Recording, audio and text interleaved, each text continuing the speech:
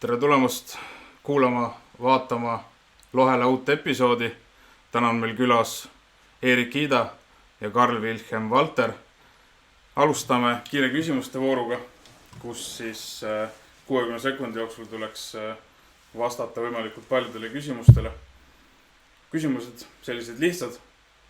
Mõlemalt ootaks siis vastust üksteise järel. Lähme. Lumi või vesi? Vesi. Ma alustaks sellega, et tervitaks kõiki kuulajaid ja vaatajaid. Et kohe kindlasti, nagu ma loodan ka kõigile kuulajatele, kuna te kuulate ikkagi Lohela podcasti, siis pigem ikka vesi.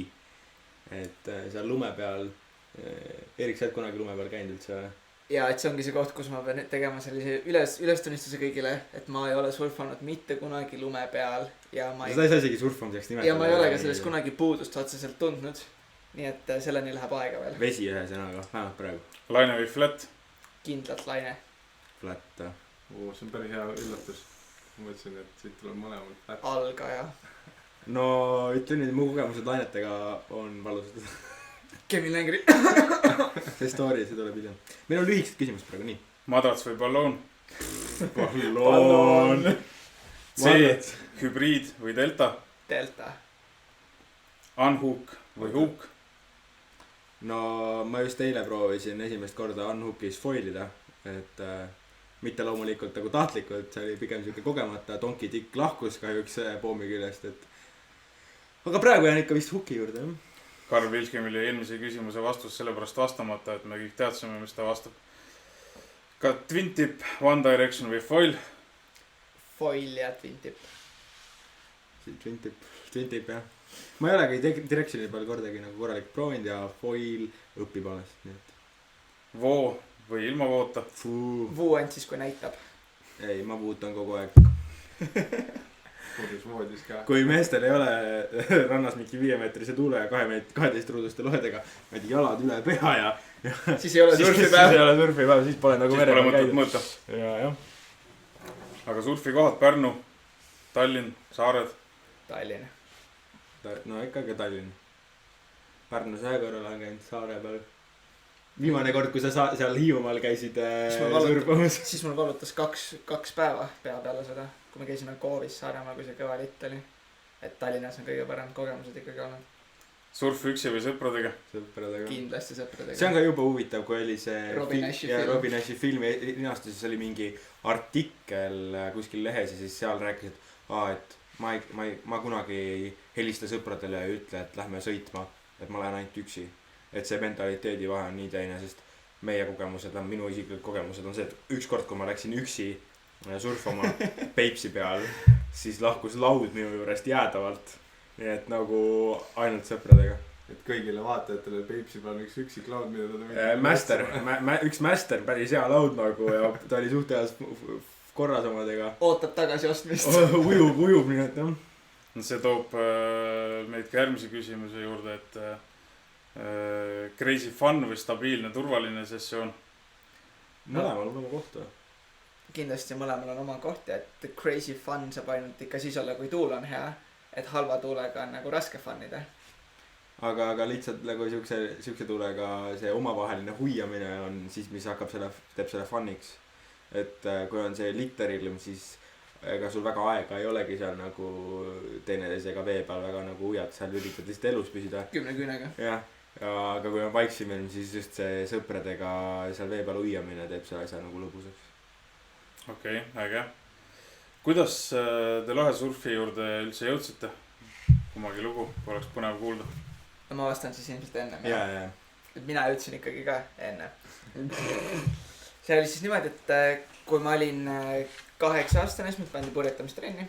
Seal ma purjetasin 5 aastat. On trauma tal? Ei ole trauma, sai öelda nii. On vist on. Ja siis tugevamate tuultega, kuna purjetamine toimus siis Tallinna sadamas ja üle siis Pirita jõe sõitsime merele. Ja alati kui oli äge tuul, siis olid ka need lohed. Läks mõni aasta mööda, ma ei mõelnud midagi sellest liiga palju. Kuni siis keegi leidis meie sõpradest esimese 2-liinilise trikilohe, kus on vaata need vardad sees. Siis ostsime matkaspordist endale sellise, lennutasime neid, tegime sinna 3. liini, et saaks jõudu reguleerida. Ühesõnaga nendega mässasime aasta aega. Ma arvan, selleks hetkeks ma olin äkki mingi 13. Siis mul oli üks sõber, kellel oli omakorda 3-ruudune treeninglohe. See oli juhul juba siis 4 liiniga madrats. siis me hakkasime sellega hüppama, siis me kõva tuulega lõhkusime liinid sellele ära, siis me saime käpa peale 2012 aasta F1 Bolt 2-le, mis on siiamaani kõige halvem lohe, mida ma kunagi lennutanud olen, 7-ruudune. Sellega me siis käisime Pirita rannas hüppamas kõva tuulega. Hüppamas see tähendab seda, et sidusid endale pika otsa taha, teise otsa mingi pingi külge, mis oli betooni sisse maha valatud, onju. Ja siis tõmbasid ennast mingi 10 meetri kõrgusele üles ja siis üritasid sealt jälle alla tulla. Kui ma mõtlen, kuidas me tegelikult lohesid nagu rannas käsitlesime ja kuidas me hüppasime nendega asjad, mida tegelikult ja koolitusel öeldakse, et ärge tehke, onju. Et me tegime kõike seda ja mitte keegi, ütleme nii 2-3 aasta jooksul ei tulnud meile ligi ja öelnud, et mida te teete, mis on minu meelest hästi imelik. Sest kui ma nüüd mõtlen neid inimesi, kellega koos ma surfan, ma arvan, et nad kõik teeksid seda ja nagu hoiaksid seda community't kuidagi tugevamana. Aga me käisime muidugi Pirital ka, mis ei ole nagu kõige tuntum surfirand Tallinnas. Kus sina esimest korda lohesurfi nägid? Eerik tuli arvatavasti mingis tunnis näitas mulle telefoni või Eeriku Instagram ja Eerik on rääkinud nagu. Eerik töötles igasuguseid kanaleid pidi sind. Eerik töötles mind aastaid ja aastaid, kuni ma siis lõpuks nagu otsustasin, et ma proovin nagu lähen koolitusele. Ja ma pigem mõtlesin seda, et nagu mitte, et ma hakkan surfama, vaid et see võib äge olla, et ma proovin nagu, et mis tunne see on. Aga nagu vana tõde on, siis see lohe on suhteliselt sõltuvust tekitav ja ega ma olin peale esimest sessi nagu sõltuvuses sellest. Ja nüüd meil on siis diiler Madis, kes meid varustab siis kamaga ja nii palju sõidame kui vähegi võimalik. See tähendab seda, et te kumbki päris sellist ICO standardite järgi koolitust ei ole saanud? Ei, mina küll sain, Eerikul on ju ICO olemas ja Eerik mulle need koolitused tegi. Ja et Karliga oli siis niimoodi, et ta tuli minu juurde nagu täitsa siuke tavaline õpilane, leppis maja kokku, saime kakku meil suvel kokku, ilus soe ilm oli. Juunikuu. Just juuni keskel. Ja hästi mõnus madal veetase oli, ehk siis kakku meil tekivad need saared. Siis me võtsime 9-ruuduse lohe, treeninglohe, kalipsod ja jalutasime sinna kuskile Tabasalu poole. Ja siis 4-5 tunniga sai Karl enam-vähem ilusti lauale. Ja ma arvan, et Karl ongi kõige kiirema progressiga õpilane, kes mul on olnud. Muidugi nagu ikka on, et kui koolitad nagu enda head sõpra, kellel ka peale lõikab ja kes ei karda, sa kindlasti midagi natukene jätad vahele, aga nüüd ma arvan, Karl vastab ilusti ka kõigile ICO standarditele samamoodi. Et self-rescued ja kõik seostu. Just nii. Ühesõnaga see on see story, et Eerik jõudis oma väga mitte standardse teekonna läbi, aga me nagu, mina siis nagu ikkagi päris ilusti tulin sealt. Meil on veel üks külaline. Ja, see on Shiba. Aga Karl, ta on surfikoer.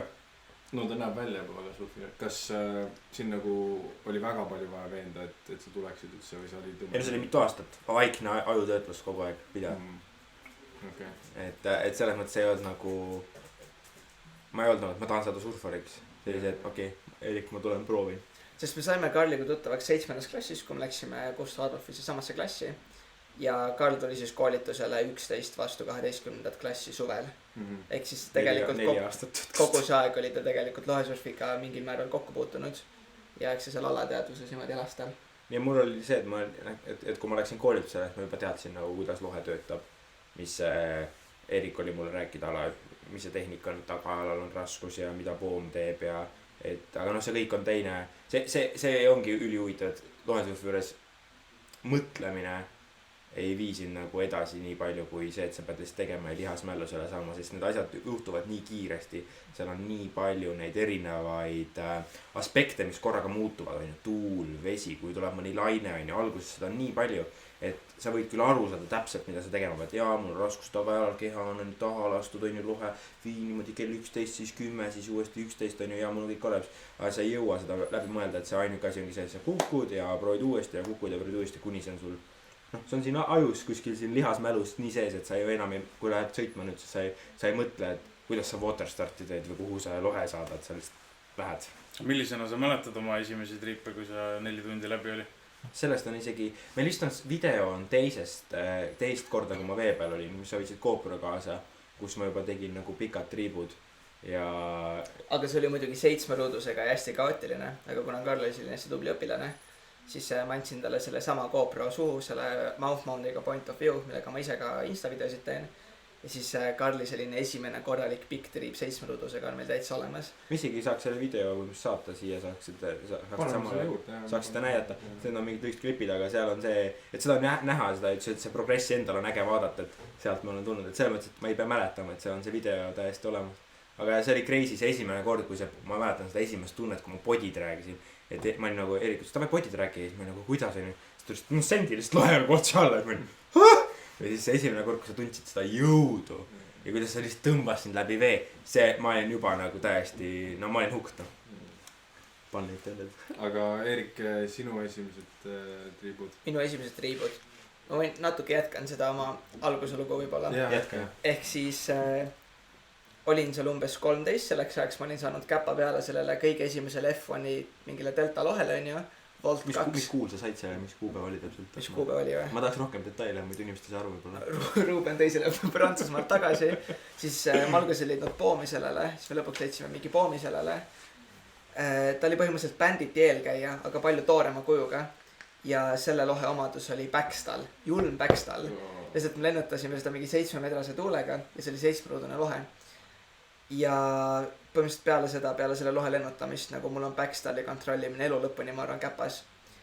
Ja siis sealt edasi me leidsime kuskilt mingi 9-rõduse F1-i, hüppasime sellega rannas.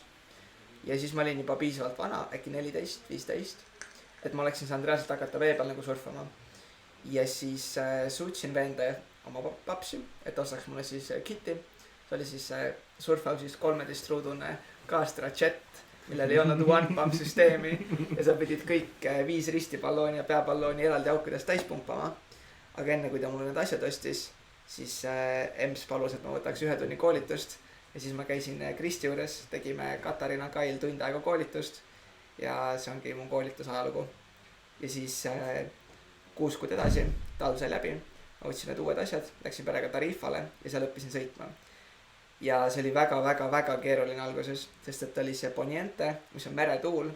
Ehk siis kui ma sain laua jalga, lõi see Atlandi ookeani. On Atlandi ookean või? Jah, vist on. Ära igaks juks ütle. Need ookeani siuksed 2-meetrised lained lõid mult selle laua jalast ära. Podid räägisin lauani, panin laua jalga uuesti, lõid lained mult laua minema. Kas handlebaari poolt või? Ei no oli ikkagi, aga kuna see laine periood on mingi 7 sekundit, siis alguses sul ei käi need asjad nii sujuvalt. Ja siis ma seal mingi 5 päeva neelasin soolavett, tegin walk of shame'i ja siis tulin tagasi ja siis ma olin juba väga ülbe sõita ja siis tuli juba päris hästi välja. Et tegelikult ise õppimise puhul oli ikkagi see, et sa pidid kõik need valed rajad enne läbi käima, kui sa jõudsid enda õigete radadeni. Et tihti on ka see, et inimesed mõtlevad, et ostavad ainult varustuse ja siis hakkavad surfama, aga reaalsuses sul lähebki 5 korda rohkem aega. Samamoodi kui ma nüüd mõtlen tagantjärgi, ma oleks võinud ka tegelikult ju 12 aastaselt hakata lohega juba vee peal sõitma, kui ma oleks õige instruktaaž olnud. Ja ma oleksin võinud ka praegu selle võrra olla kõvasti parem sõitja. Aga noh, eks me kõik kuidagi peame õppima.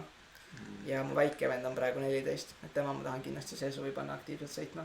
Karlil on igal juhul ju vedanud, et tema sai sinu valede radade käimise kogemuse pealt ise palju kiirimini kõik asjad selgeks. No selles mõttes küll ja seal on lihtsalt see ka ju veetunnid loevad, aga ega mul on ka täpselt samamoodi teed vigu. Et need asjad ei ole see, et isegi kui Eerik ütleb, et jaa lihtsalt nagu lükka õlad taha ja võt siis kui sendid siis popi varem või popi vähem või vahet ole, sa pead ikka kõik need pead läbi tegema, aga asi on selles, sa saad lihtsalt kiiremini edasi. Et see ei tähenda, et mul on olnud nagu mingi täielik smooth sailing, täpselt samamoodi shita. Nagu ikkagi mees on ühe laua ära kaotanud, et ma ei ole ühtegi lauda ära kaotanud. Et kindlasti koolitasin. Sest tema on sinust kõvam mees ikka, jah? Võib-olla jõukam mees selle võrra ainult, et laud on uus, jah. Et aga selles mõttes, et see teekond on olnud suht nagu kiire. Ma siiamaani olen tegelikult imestanud, et Karl ei ole kordagi lohega käinud puu otsas. Et see on suht klassikaline trikk, ma olen teinud seda 2 korda. Ja ma arvan kõik inimesed, keda ma tean nagu lähedaselt lohetamisest, on ka käinud oma lohega vähemalt 1 korra puu otsas. Et ma ikkagi olen nagu öelnud, et Karl ennast ära ei sõnuks, et küll tema see puu otsa mineku kord ka tuleb mingid. Ma ei ütlen, ma olen natuke kaalam, kui mõni mees nagu. Aga see nagu tegelikult see on ka nii, et ma mõtlen ka enda nagu kogemuse peale tagasi, et see ei pruugi üldse nii tulla, et sa nagu ise midagi valesti teed, vaid minu puu otsas käik on niimoodi, et mul sliim puru. ja kohe panigi mööda randa ja kuhugile männimetsas männipuu otsa kõik balloonid, sodi, rohel mingi jõhker auk sees onju. et see on nagu mootorrattaga veits, et kui sa mootorrattaga sõidad, siis nagu ära arva, et sa kunagi ei kuku, et see on nagu sisse kirjutatud sinna, et sa ühe korra nagu ikka nagu paned külje maha onju. kahjuks nii on.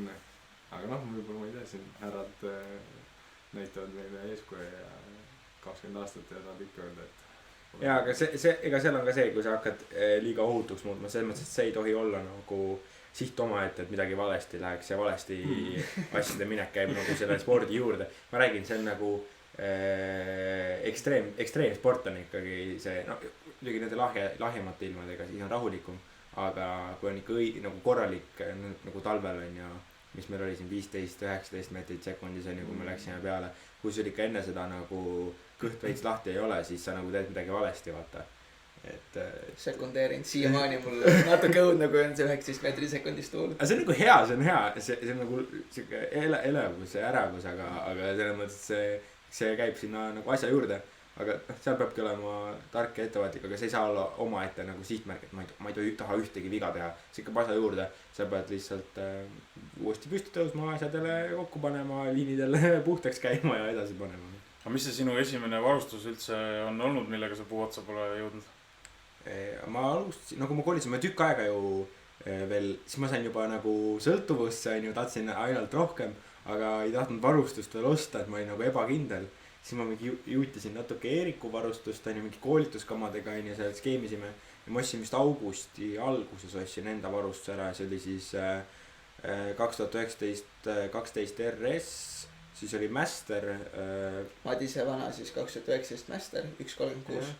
Ja siis Neil Pride'i Trapets. Kas oli Atom? Ei. Proton, jah. Ühesõnaga Karl alustas nagu kohe väga mugavad ja 2020 aasta poom oli just jõudnud. Et see oli nagu väga kiisune varustus. Jah, sellest lauast ma sain lahti, nii mul on Process. Karl võib põhimõtteliselt öelda, et Karl on veel oma esimese ringi varustuse peal. Ma olen isegi näinud, ei ole.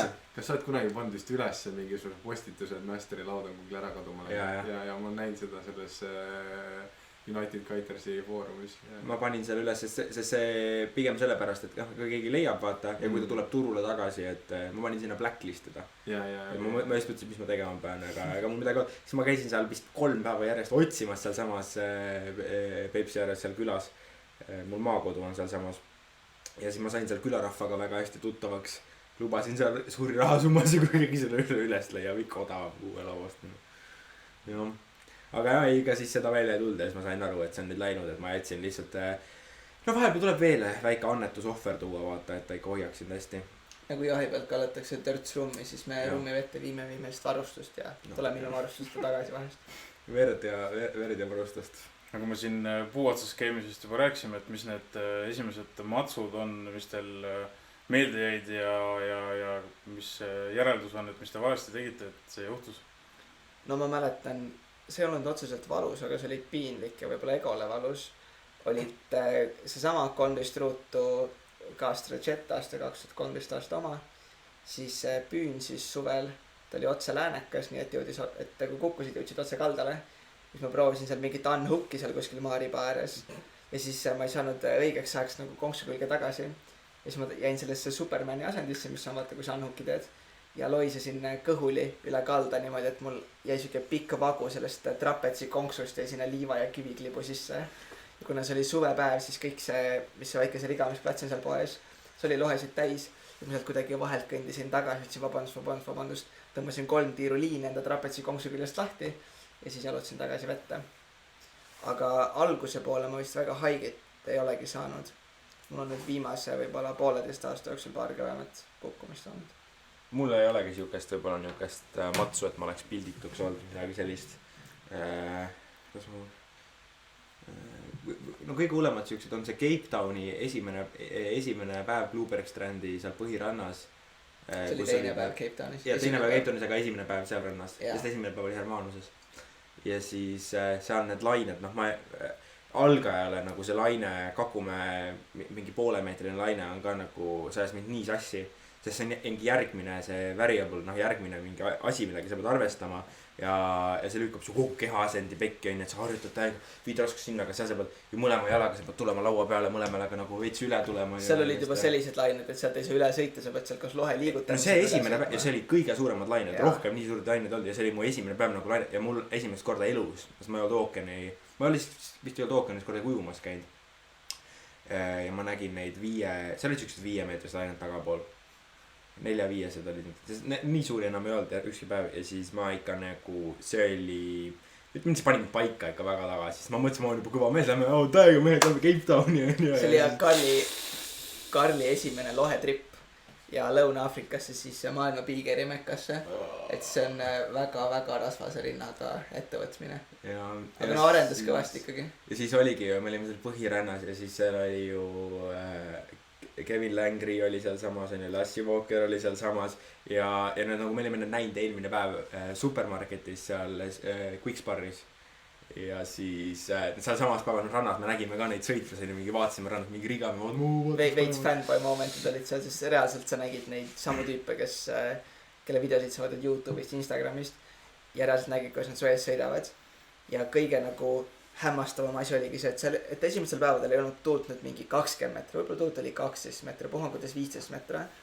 Aga see, kui kõrgele nad hüppasid just selle keskpärase piigeri tuulega, et see oli see, mis mind hämmastas, sest nagu kõvad... See, kuidas nad kikkereid kasutasid ja just. Eerik mingi vaatas, et kuidas nad üle need suurte kikkerid, nad toivad lohet niimoodi ja täpselt 11 ja nii siis kehaga peavad niimoodi päris üles ei lähe. Seal mingi täiega analüüsis, mingis mõttes, et ma hakkan ka nüüd niimoodi tegema.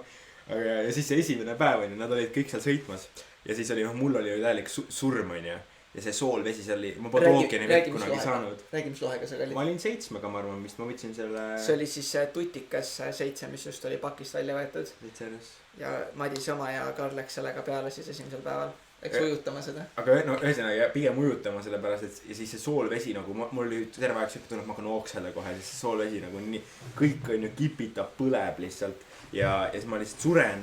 Ujun ja siis mingi hetk panin känaselt mingist kikkerist ja üritasin üle minna, hoog tuli sisse ja ühesõnaga pekki läks ja käisin kuidagi matsu ja lohe sisse ja lohest pani kohe laine üle ja hakkas keeruma liinid kõik pekkis ja lohe kuidagi, ühesõnaga ma sain aru, et ma olen nagu pees omadega ja aga ma õnneks ei olnud väga kaugel, aga seal on ju riif, see läheb kohe sügavaks ja ma olin nagu full üle pea ja siis ma vaatasin lihtsalt, üritasin lauast kinni hoida, panin laua nagu et ta lainetega tõmbaks mind kalda poole ja ujusin vaikselt sinna poole ja üritasin lihtsalt ja seal on nii palju sõitjad ja sel päeval käis mingi võistlus ja ma olin mingi võistlusalasse sisse läinud ja mingid vennad sõitsid mulle enne kui ma sõitsin nagu, et mingid sorry vend, we have a competition going on, could you just like go away and I'm trying to get upwind but I can't ja siis surin seal ja üritasin ära saada ja siis vaatan mingi silmanurgast näen keegi nagu sõidab ligis ja jälle keegi tuleb ütlevad mingi tõmba nahku ka ära meil siit competitioneerijast siis vaatan sinna ja see on Kevin Langry sõitis sinna kõrvale mingi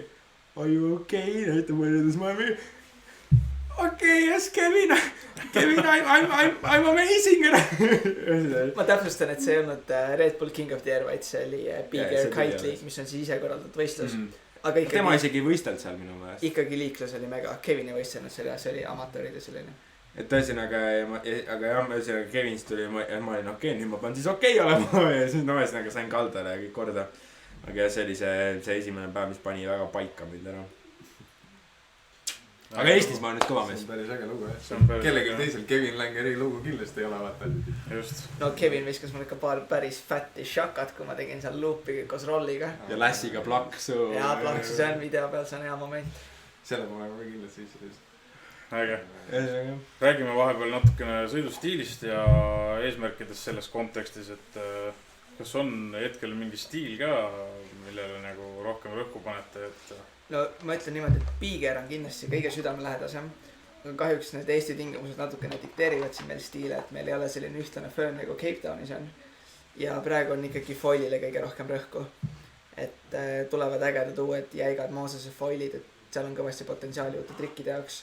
Et see tuul tõesti dikteerib, et see tuul seal, ma arvan, kuidas ta kirjeldada on see, et sa said nagu tuult rohkem usaldada. Ta oli nii palju konstantne faktor, kus sa Eestis pead nagu jälgima ja ootad, et pagi tuleks ja siis saad oma suure hüppe, siis seal nagu niivõrd nagu pagis ei olnud, kui see oli nagu konstantne lihtsalt, oligi föön. Et sa said nagu tuult hoopis rohkem usaldada, sa ei pea nii palju jälgima teda. Et see kindlasti dikteerib. Aga ma olen ka, ja ma nüüd ka ju foili mees. Ja... Räägi, mis foil sul on? Eleveidi foilega, neil väga seal ju, neil ei ole mudeleid ja. No ikkagi Eleveidi foil äge ju. Ja väga äge on. Ja siis, ega ja piikeer, mis ma... 13,1 puu ikkagi, et ma ütlen, et mees, kes on surfanud, mis ta on 9 kuud äkki siis. Ja ega ma hüppasin selle, kui ma olin mingi 7, ma ületasin 10, kui ma olin põhimõtteliselt täpselt pool aastat sõitnud. Just, et ma arvan, et see peab kindlasti mingi verstapost ja... Ma ostsin vuu ja järgmine päev, kui me sõitma läksime, see oli 10. Ja äkki võiks öelda, et Eesti kõige kiirem progress. Ma julgen isegi ehk öelda seda. Ma ei tea vähemalt kedagi, kes oleks kiiremini õppinud. Aga siin on see, et see on nii väga sellest just sellest kogukonnast sõpradest, ma sellepärast ka ei saa aru, et miks sa üksi sõidaks, sest meil ongi see, et me motiveerime teineteist. Ja kui ma nagu sõidaks üksi või sõidaks sellise võibolla veits rohkem nagu, kes võtab seda lohetamist rohkem veits funniga kui rohkem, no kuidas ma ütlen, vabamalt veits on ju. Siis see 10 meetrit ma olen juba mudaligas Tallis, ma oleks nagu tegija vend on ju. Aga kuna see gäng meil on nagu 20 meetri vennad on ju, siis ma olen, no mul 13, nii et ma olen nagu veits üle poole on ju teekonnast seal.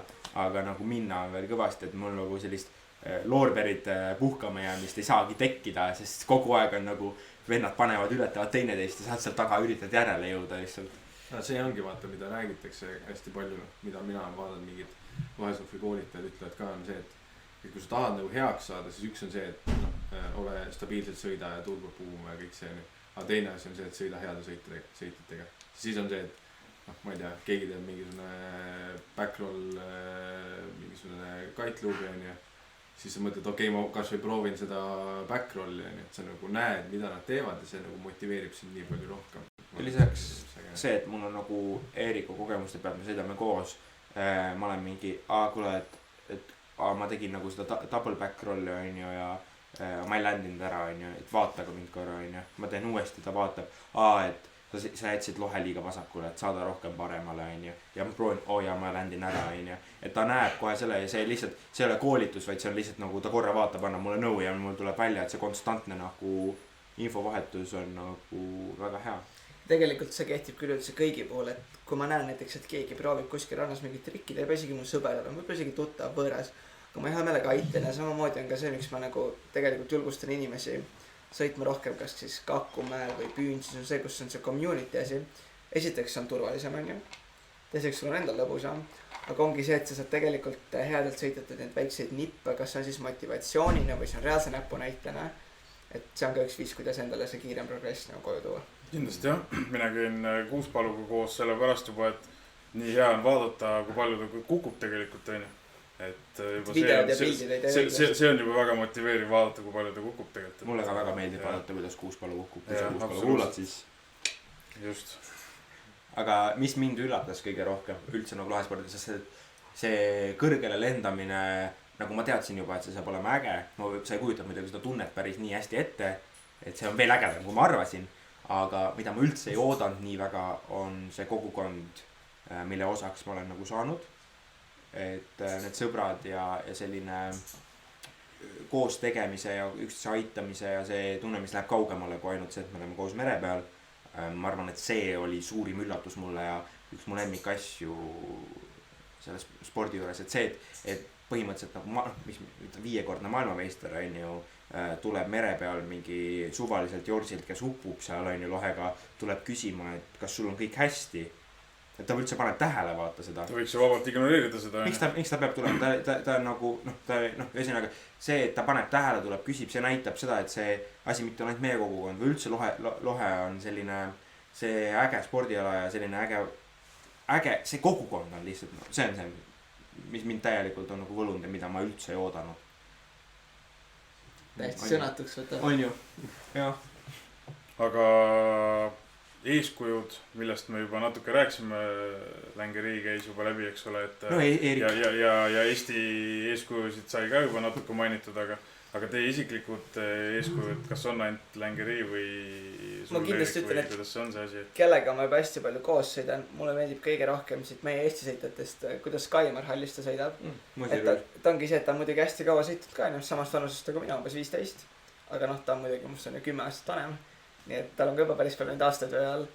Ja kui dünaamiliselt ta sõidab. Et ongi see, et on veel inimesi, kes teevad samasuguseid trikke, hüppavad enam-vähem sama kõrgele. Aga see, kui omas elemendis ta on, kuidas ta üle lainete läheb, kuidas ta popib, kuidas ta rolli teeb. Et minu just see, mis teeb kellegi sõitmise hästi ilusaks ja mille poole ma ise ka nagu püüdlen, on see, kui sujuv sa oled. Et nagu ütles kunagi üks suur mees, et be like water on ju. Ja see on ka see, mida ma üritan jäljendada. Et kindlasti ei pea eeskuusid ainult kuskilt välismaalt ja YouTube'ist otsima. Absoluutselt nõus.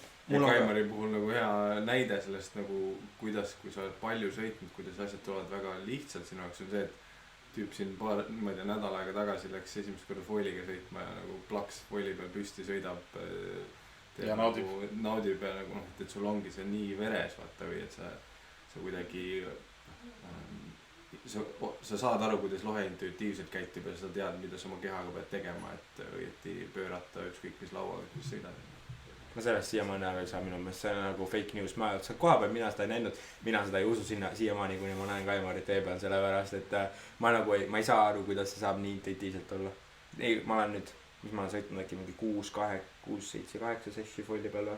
Et podcasti kuulejatele natukene konteksti luua, et siis umbes 3 päeva tagasi Kaimar polnud varem follimas käinud ja siis ta läks selle follilauaga vette ja 2 tunniga sõitis juba mõlemale poole pikka ilusat triipu. Ja võib-olla põgusalt. Ja siis, mis ongi hästi unikaalne, et tavaliselt inimestel läheb, ma ei tea, kas 10 tundi või 15 tundi, et saada ühte pikka sirget triipu, aga Kaimar läks kohe peale ja tegi seda. Aga kindlasti nagu ei tasuks kellegil ennast kehvasti tunda. Foili maha müümist palju. Just, et keegi ei peaks ennast selle pärast kehvasti tundma, sest tegelikult Kaimaril on lohe nagu kehapikendus juba. Ja see on ka ainult nagu loomulik, miks paremad sõitjad õpivad kiiremini foilima. No alati on variant see ka, et ta tegelikult on ikkagi salaja kuskil harjutamas. No, see toetab sinu teha. Ma esimest korda tulin poole. Eks ma arvan, et siin on hea teha see nagu disclaimer, et eks me kindlasti tahame Kaimarit ka siia saatesse ja siis me saame tegelikult spinnida, et kas ta käis. Kuidas asi tegelikult oli? Behind the scenes. Äkki saame selle info kätte, et kuidagi varjatud mikrofoniga. Ja, et selles mõttes see muusika on minu jaoks lohe sõitmine, see, mida ma üritan kogu poole pöölda nagu ergeks, see dünaamika, see on minu jaoks veits nagu muusika, kuna ma olen muusikaga hästi palju tegelenud nagu kauem kui Eerik purjetamisega ja lohetamisega kokku põhimõtteliselt on ju. Et ma üritan seda, kuna mu mõtlemine on hästi selle poole, siis ma üritan samamoodi, et see sõitmine ja hüpped ja kõik see näeks välja nagu et see kõik töötaks nagu muusika jah kokku, et see oleks sujuv ja et läheks nagu kokku oma vahel, et see mille poole püüdleks, et kui on mingi võistlus või tahad mõnele ilusale neiule võib-olla kaldal näidata midagi ägedat on ju, et siis see ei oleks mingi üks hüpe nüüd ma teen teise hüppe, vaid see oleks nagu no ühesõnaga järjest ja voolaks ja see äge. See on äge jah, kas mingisuguseid trikkide õppimisi on käsil ka veel väljaspool big airi distsipliini, et freestylist midagi või? No front roll on mu arch nemesis. Ma olen üritanud hakata rohkem erinevaid asju blindi tegema, teha. Näiteks kui te teate, kes on Tom Court. Siinkohal läks sassi, tegelikult mõtlesin Tom Bridge'i. Ta on see noor briti tüüp, kes teeb põhimõtteliselt unhookis freestyle'i, aga ta teeb lohed natukene kõrgemal, mis muidu ei ole unhooki maailmas nagu gift. Aga ta teeb rohkem rolle, ta teeb vähem handle pass'e, ta teeb kõik asju rohkem invertis. Ja ma olen üritanud kõik oma rollid rohkem nagu inverti viia ja neile vürtsi lisada. Tihti on see, et okei, ma õpin backrolli ära, ma lähen edasi, aga ma üritan seda backrolli teha nagu 3 erinevat viisi. Kas sa maandud toe side'i, kas sa teed seda toe side'ist. Üldse tuua nagu natuke rohkem flippe sisse, mitte ainult siis nagu horisontaalselt teljel rolle. See on crazy, kus sa oled toe side'is. Ja siis teed nagu kickeri pealt backflipi, see näeb nii rets välja, ma nagu müstika minu jaoks jõud, kui ma näen seda.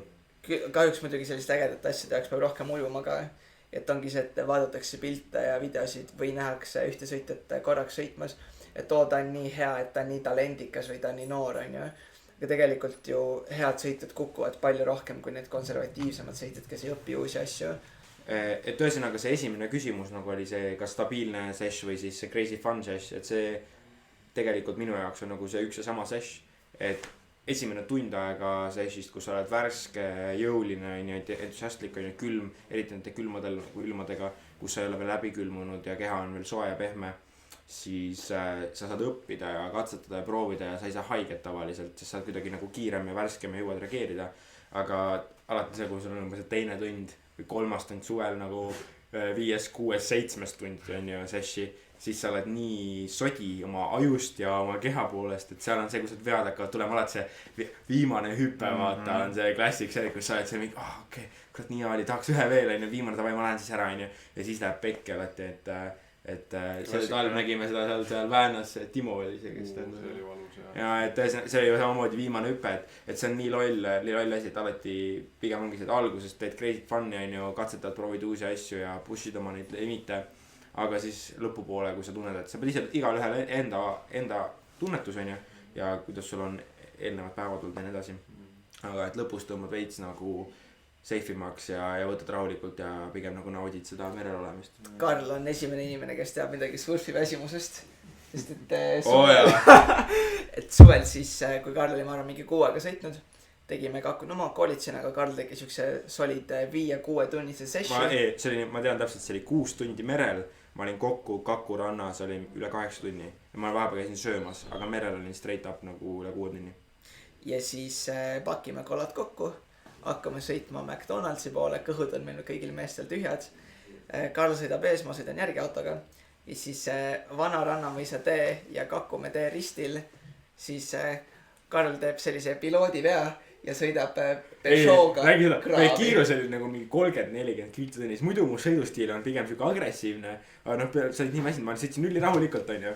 Ja seal Eerik sa räägid, kus me läheme rahulikult on ja Karl sõidab ees, järgmine asi, mis sa näed, on mu auto põhi. Ja siis järgmine autot pole. Ja mis oli juhtus see, et ma tegin tähelikum ikka vale arvutuse. Ja seal oli see, kui see ristmik oli, see kurv on nagu veits üle 90 kraadi ja ta on hästi tihe. Ühesõnaga, ma läksin liiga suure hooga sinna peale ja sest ma kuidagi nagu, ma nagu ajus arvasin, mul on veel aega selle keeramiseni, aga see tuli kohe ühesõnaga mingi siuke värk on ja keerasin nagu järsku täna sellele ja veits liiga suure hooga, aga see ei olnud nagu kihutamine, see oligi siuke 30 aeglaselt, ikkagi aeglaselt. Aga see kurv on nii palju ja mul tuli pärast siis uuringu käigus selgus või analüüsi käigus selgus, et esivasakuse rehvist pidi tulema velja pealt rehv maha ja mul kaus kontroll täielikult ära ja ma läksin külge ees kraavi ja seal on niuke sügav kraav, seal on niuke 2 meetrit sügav kraav ja siis mu kogu auto mahtus sinna sisse ära onju. Õhupaidad kõik välja ja ma olin täiesti terveks õnneks. Ja võib-olla sõidan selles, ma olin nii väsinud, mu keha oli nii pehme, et ma ei saanud viga onju. Lihased enam ei. Ja õnneks ma sõidan nagu bemmivend, mitte nagu vanema, et ma ei saanud õhupaidaga ka nagu näkku ja hambaid välja või midagi. Et ei täiesti terveks, aga see oli suht crazy ja see väljasaamisprotsess seal, see oli väga pikk päev nagu. Kokkuvõte on see, et ära alahinda surfi väsimus, see on väga salakaval looma. Aga Karl, me teame, et sa pead ära minema Hiiumaale loodetavasti. Lähed sa... Tuult ei ole, aga me läheme võib-olla supitama. No see on ka päris cool. Aga enne kui sa lähed, teeme sinuga need lõpuküsimused ära, et Eeriku käest küsime, räägime Eerikuga pärast asi. Et kõigepealt on sul keegi, kellele sa tahad nii-öelda mingit Triki challenge'it esitada, kes võiks mis asja ära? No jaa, Markole. Ma arvan, ma võin Marko, minu väga sõber bändikaaslane, ka veel Gustav Adolfi nüüd vilistlane nagu meie, et talle paneks, ma arvan, backroll on võib-olla väga, väga rahulik, Toeside tuleb easy ja Toeside ja backroll, ma arvan, et see on aus. Seda jõuab ilusti suvega nüüd kätte ja ma arvan, paneks Eerikule. Ise tahaks, ma arvan, ma tahaks, no vaat suve tuultega me ei saa nagu luupi väga sulle nagu. Või siis foili peale võtaks. Ma mõtleks, et foili peal vuu ja ma tahaks näha nagu 10-meetrist hüpet. Ega ma pean suvel õppima twirly whirly ära. See on see foili peal, kui sa sõidad nagu otse. Vaata Eerik paneb endale ise challenge, mul on väga äli. No ma lõpetan see challenge ära. Ehk siis sõidad foili peal otse ja siis teed oma kehaga nagu 360 kraadi foili peal nagu baleriin, vaata ühe varvu peal. Ja see on hästi, hästi äge ja ma arvan, sellega saab kõvasti haiget, aga see on mul endal plaan suveks. Cool. Ja siis teine küsimus pärast kuulame Eeriku vastusega enne Karl sulle, et seesama džinni küsimus, leiad selle lambi onju kuskilt Araabia maalt ja siis viid koju, puhastad seda, tuleb mingisugune paha džinn välja ja ütleb sulle, et A, sa pead lõpetama lohesurfi või B, sa jääd ühest jalast ilma, kumma sa valiksid? Nagu selles mõttes, kui sa lohesurfad, siis sa saad... Ühe jalaga ainult. Ei, sa saad endale mingisugune, ma ei tea, bionic jala, mille sa saad nagu alla panna. Aga põhimõtteliselt sa nagu ühest oma jalast jääksid ilma. Mine vekki. Sellest mul hakkab purje lauda, et ma jään mõlemast jalast ilma. Siis käest. Ei, nagu, ma arvan, et see peaks läbi mõtlema, peaks juba jala nagu mudeli ja asjad välja valima, onju. Aga... ma äkki siis jääks ühest jalast ilma. Et iga lohesurfist on liiga raske juba loobuda, onju.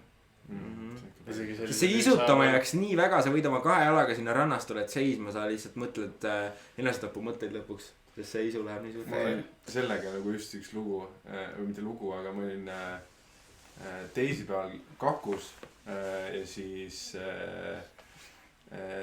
Siim Susi tervitame, tuli ka sinna, tüüp on nagu terveks suveks audis. Ja sa istud rannas ja vaatad, kuidas teised tüübid vahetavad, ma mõtlen, et see on nii raske, see on nagu nii raske. Aga siit ma annaks Siimule challenge'i selleks suveks, et Siim osta foil. Sest tegelikult Siim on juba ree peal, et suve keskel tagasi vette saada rahulikult. Ta sõidustil muidugi ei ole rahulik. Aga... ja teeb neid madalaid kõvasi luupe lihtsalt, mille maandumised on just need, mis hitivad suht röövult. Aga jah, ma arvan, et Siim võiks endale võtta foili ja siis ta juba suve keskel nagu hullab. Ja ma arvan, et see on ka see, mida ta tegelikult teeb lõpuks. No, aga minu poolt siis suurt tänud, ma lendan praami peale, muidu me maha sellest läks jama. Nüüd, kui Karl on läinud puhkama, lahkunud meie seast, siis on meil hea võimalus rääkida Eerikuga Elevate'ist ja sellest, kuidas sa üldse Elevate'i tiimisõitjaks said. Täpselt nii. Räägi, kuidas see juhtus? No, kerime nüüd siin mõned aastad tagasi, läheme täitsa algusesse. Ehk siis, ma arvan, aasta oli umbes 2015, 16, 15, 16. Mitte väga ammu, aga minu lühikese elu mõttes ammu. Siis tutvusin Kakuväe rannas Andresega. Siis et läks edasi, saime seal sõpradeks, rääkisime rannas juttu. Siis ma hakkasin neid varustust ostma, alguses mingi kalipsomantleid. Siis ma ostsin selle 9-ruuduse TS-i tema käest, siis kui veel Elevate ei olnud ja No Workman's Besti. Siis aasta aeg hiljem, nagu ilmselt ka paljud teavad, siis Best läks siis Best lendus sealt pankrotti, aga see omanik läks pankrotti. Aga see tiim, kes neid lohesid tegi, võtsid endale uue nime, Elevate, ja tehniliselt siis Bestist sai Elevate. Ja siis sealt võtsin juba esimesed Elevate'i lohed. See oli siis lihtsalt No Worki poolt siuke Eesti sponsorship . Ja siis sealt ütleme nii aasta aega edasi sõitsin juba seal Elevate'i lohedega ja tase oli juba päris heaks läinud, kite loop'id, päris suured hüpped, selleks ajaks ma olin juba 20 meetrit hüpanud ja hakkasin juba rohkem Instagrami tegema, mingeid videosid, värke-särke ja just tegelikult, et ütleme nii siis siukse brändile saada nagu löögile ei olegi oluline see, et kas sa oled nüüd maailma kõige parem sõitja. Pigem on see, et kuidas sa nagu välja paistad, kas siis seal oma rannatasandil või siis seal natukene internetis. Ja oligi siis niimoodi, et Madis võttis selle ühendust alguses Harriga, kes on siis Soome üks surfipoe asutaja omanik, kellel on siis nagu hästi lähedased suhted Elevate'iga. Ja siis Madis kirjutas Elevate, et meil on siin selline tüüp, on ju, me tahaks talle natuke rohkem siis mingeid hüvesid pakkuda, kas see on siis varustuse hinna näol, kas see on siis Elevate'i sotsiaalkanalite väljapaistmine. Ja siis ma sain ka internetilehele, siin elevate.com oma tiimibrändilehe. Ja siis oligi, et Madis ja siis see Harri nagu soovitasid mind Elevate'ile, kostsid minu eest. Ja kindlasti ka, mis oli hästi oluline faktor, kuidas ma seal tiimisõitjaks sain, on see, et eelmisel kevadel ma käisin ka Tarifal seal Elevate'i varustuse 2020 tutvustusel, kus ma sain tuttavaks Peter Stewie'ga, kes neid lohesid siis disainib, Robert Pratziga, kes on siis marketing direktor, kes siis põhimõtteliselt tegeleb kogu selle tiimi asjaga, kes seal veel seal tiimisõitjad olid. Siis oli veel see Frank, kellele kuulub see Aqua tehas, kes kõiki neid lohesid teeb seal Sri Lankal. põhimõtteliselt nägid mind ka inimesena, et ma olen entusiastlik, mulle meeldib sõita ja ma oskan hästi suhelda, et kõik need elemendid tegelikult panevad selle kokku, et kui sa lihtsalt oled hea sõitja ja ootad, et sind märgataks, et see ei tööta, see kõik läheb ikkagi kahjuks või õnneks läbi siis nagu inimsuhete ja soovituste võrgustiku.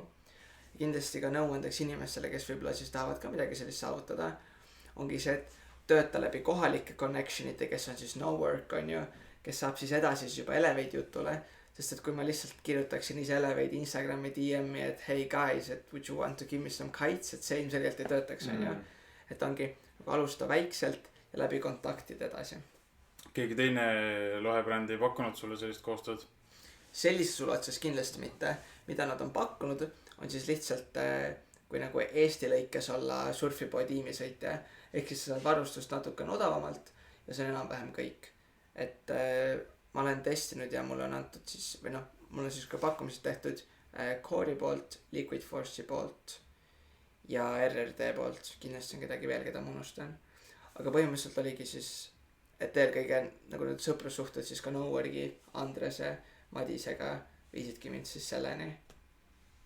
Ja kindlasti ka see, kuidas sa rannas oled, kuidas inimestele nõu annad, see, et kas sa oled üldse Eesti lohesurfile nagu selline hea nägu, et kas sa oled keegi positiivne inimene rannas või sa oled see, kellel on nina maas, kes ainult õpib oma trikke, sõidab küll hästi, aga nagu community asja ei tee üldse hästi. Kas varustuses on ka mingi selline element, ilma milleta sa kindlasti merele ei lähe, et noh, me lohe ja trapetsi ja lauata sa ilmselt sinna ei lähe, et kas on veel midagi, mida sa kunagi ei jäta kaldale? No kindlasti autovõtit ma ei pane kunagi rehvi peale ega koopasse, et autovõti läheb alati kaelaveekindla kotiga, et see on üks eripära, aga üldiselt lohevarustusest ma hindan kõige rohkem head trapetsit, sest et inimesed tihti nagu hoiavad trapetsi pealt kokku, reaalsuses tugeva tuulega, kui sa sõidad mingi väga pehme trapetsiga, siis trapets ei tööta nii, nagu ta peaks. Heal trapetsil peab olema jäik selg, ehk siis ta nii-öelda lükkaks sind tagant poolt, aga kui sul on mingi kehva pehme trapets, siis ta tegelikult surub puhangutes su külgi kokku. Sellepärast on ka, miks need hardshell trapetsid on nii palju moodi läinud, et tugeva tuulega nad ei paindu läbi. Ja kuna mulle meeldib eriti bigeri teha, siis see hea trapets on ülioluline. Muidugi laud, mis kandib hästi ja mis ei libise, aga noh, see on juba siuke varustuse tuuningu detailid rohkem. Ja noh, vuu kindlasti kõva tuulega. Et viimasel ajal mul kuidagi ei ole neid häid vuu-numbreid sealt nii hästi välja tulnud, aga samas ma olen ka läinud FS-i pealt RS-i peale, mis on siis Elevati mudeliseeriad. Eelmised aastad ma olen sõitnud siis C-hübriidiga, kui nüüd ma olen sellisele uuele Deltaga üle läinud üle. Kindlasti ka see ülemineku periood on natuke mu tehnikale võib-olla negatiivselt mõjunud. Küll aga nüüd ma sõidan palju turvalisemalt, selles mõttes, et lohe püüab luupides palju paremini kinni. Ja üleüldse ma olen kite loopidele palju rohkem keskendunud. Ja see kõrgushüppe tehnika on sellega natukene kohanenud, et nüüd hüppab näiteks Madis minust tihti rohkem, sest ma olen juba nii palju rohkem tähelepanu kite loopidele pööranud. Aga võib-olla räägime natuke veel sellest nagu sinu Elevate'i tiimisõit ja ma ei taha öelda kohustusest, aga et kas, kui sa nagu oled Elevate'i ikkagi nagu rahvusvaheline nägu, ma eeldan, et see tähendab seda, et sa ikkagi pidevalt nad sooviksid, et sa siis neid esindaks, on ju, kas sa käid ka nendega kuskil nende mingitel üritustel rahvusvaheliselt tutvustamas brändi, sõitmas koos teiste tiimisõitjatega, et kuidas sellega on? Mis ootusid nad sulle nagu seavad üldse? No kindlasti nende plaan, või nende, mitte plaan, aga nende idee on siis loesid müüa üle maailma, on ju. Ja eelkõige ongi siis, et ma paistan välja siin ja ma paistan ka välja internetis. Et see koos sõitmine on väga üllas eesmärk, on ju, seda Cape Townis rahvusvahelises kohtades saab teha, pluss siis on need iga-aastased dealers meetingud, aga ongi juba palju see nagu esindamine on interneti ümber kolinud. Samamoodi ma teen videosid, mida siis inimesed juba jagavad, võib-olla kus on mingid ägedamad vaatenurgad, ilusamad rannad või siuksed ägedamad luubid. Ja see on võib-olla kuidas eelkõige, et mida nagu Elevate sinust ootab ja mis minu tugevus oli võrreldes mõne teise hea Eesti sõitjaga, näiteks siis Kaimariga, on ju, on see, et mul oli mingi sotsiaalmeedia profiil, mille kaudu läbi paista ja see, et ma tegin just videosid ja rohkem pilte teen internetti. Need videosid saavad jagada ka kõik teised Elevate'i dealerid üle maailma, eks? Just, ehk siis võib öelda mõnel määral meie ülesanne on ka siis nagu toota turundusmaterjali. Et üks video koovist, mis siis talvel tehti, kui puhus, no võiks öelda puhangud jah, 25-30 Covid flati peal. Et üks selline video Elevate'i Facebookis jagas ka seda ja see on siiamaani kõikidest Elevate'i videotest internetis kõige vaadatum video. Sellel on hetkel vist 50 000 vaatamist. kas see on see video, kus Madis üritab lauda sirgelt hoida ja siis See on samast päevast, aga see ei ole sama video. yeah. Et see minu video oli vist koosnes 4 klipist alguses, kuidas ma lihtsalt sõitsin ja mingi hull puhang oli, kuidas ma seal siis Pepu peal laguuni peal põrkasin. Siis järgmine klipp oli selline, kuidas kaldal filmituna ma seal hüppasin 20 meetrit ja maandusin 2 downloopiga, 7-ruuduse lohega. Ja siis 3. klipp on see sama hüppe point of view ja siis 4. klipp on, kuidas ma seal tuule käes jooksen. Ja see reaalselt oli, seal langes nii palju asju kokku. Päris head klipid sellise halli sombu silma kohta, mis tegelikult on ju meeletu väljakutse Eestis ägedat lohevideot saada, sest meil lihtsalt ei ole seda kontrasti. Ja päris korralikud lennud olid seal ka ikka. Et 7-ruudusega hüppamine, kuna me tegelikult saame nii väikeste lohedega jube vähe veeaega, et ma olen 9-ruudusega täiesti enesekindel, aga ma ei suuda kõiki neid asju 7-ga teha. Et kõik need landing loop'id, et ma need asjad kõik ära maandusin, et seal videos langes nagu hästi palju ägedaid asju kokku. Plus kindlasti ka nagu välismaa vaatajale see, kui hall ja kui rõve ja külm see oli, et see lisas nagu seda wow factorit veel juurde. Et väljas oli ikkagi seal, ma arvan, mingi 0 kraadi tuulekülmaga -6-5 kapuutsiga ka lips mingile soojamaa vennale, see tundub nagu lume peal surfamine enam-vähem. Ulme. Täpselt. Miks te seda teete? Selle varustuselemendi küsimusega ma arvasingi natukene, et äkki sa ütled, et kõige olulisem on GoPro, sellepärast et sa pead turundust tegema enne. Ja ilmselt tegelikult nii on ka, lihtsalt see ei ole varustuselement võib-olla. See on turunduselement. Just, et hea GoPro, et viimased GoProd näinud hästi suure hüppe, et ma olen kasutanud hästi palju nii 5 kui 8 ja no GoPro 8 on hästi hea ikka. Jah, tegelikult võiks öelda, et sa oled GoPro tiimisõitja ka. Jah, Eestis. Et GoPro Eesti on mulle andnud siis kõige uuemaid mudeleid kasutada ja siis ka kasutan neid siis oma videotes ja et see on siuke, et käsi peseb kätt, et mõlemad võidavad. Aga võib-olla nagu küsikski siis kohe siia otsa, et sa natuke juba seda mainisid, aga et noh, meil on siin tegelikult ju teisi noori sõitjaid peale, nagu kes tulevad sinu jälgedes või on sinuga sama vanad ja võib-olla tahaks ka ikkagi jõuda samale tasandile, et saada siin tiimisõitjaks ja tegelikult ka see teha nii-öelda seda sotsiaalmeedia poolt hästi on ju. Et mida sa nagu neile soovitaks, et mis on nagu sellised, ma ei tea, 2-3 tippi, et seda võiks nagu kindlasti nagu tähele panna? No kindlasti, et oleks nagu lõbus. Kui sul endal on sõites lõbus, siis see paistab ka videotelt välja, piltidelt välja. Ja no ütleme nii, ma ise ei ole kindlasti meister selles, aga tuleks ikkagi, nagu mida mina olen näinud, mina ei ole veel hästi suutnud ära kasutada seda, et meil on rõve ja hall ilm. Et minu kõige paremad videotad on ikkagi kuskilt välismaalt, kuskilt ilusast soojast ilmast. Kui keegi suudaks nüüd ülihästi välja mõelda, kuidas seda halli rõvedust nagu väga hästi ära kapitaliseerida, siis ma arvan, et see võiks täitsa nagu võita selles asjas. Et ongi samamoodi see Elevate'i video, mida vaadati 50 000 korda. Et seal oligi just see unikaalne element hästi esindatud. Et muidu selle halli ilmaga on jube raske filmida, aga kui see ära tabada ja seda paar korda õigesti teha, siis see on kindlasti nagu alustuspunkt kellegele. Aga ma ütleksingi seda, et erinevaid asju, twin tip, foil, ma tahan nüüd hakata see suvi rohkem directionaliga sõitma. Et ole hästi all around, siis sul on endal lõbus ja siis on ka inimeste puhul see, et vau, et kuidas ta kõiki neid erinevaid asju teeb. Ja tihti on see, et me ju ikka teame, kes on see mõned mingid väga old school spetsialistid või kellele meeldib ainult big-air. Et ürita olla võimalikult mitmekülgne sõitja ja sellest on sulle endale ka lõpuks rohkem kasu. Mulle meeldib see tunne ise sellest asjast rõõmu faktor, et kui sealt videote pealt on näha, kuidas sul nägu peas peeretab, et siis see kandub inimestele edasi. Ja kuna see ikkagi ükskõik milline turundus tegelikult on väga palju persooni brändinguga seotud, siis see, mismoodi see enda sellist vibe'i edasi annad üle video on tohutult suure kaaluga, et selles mõttes on väga hea point.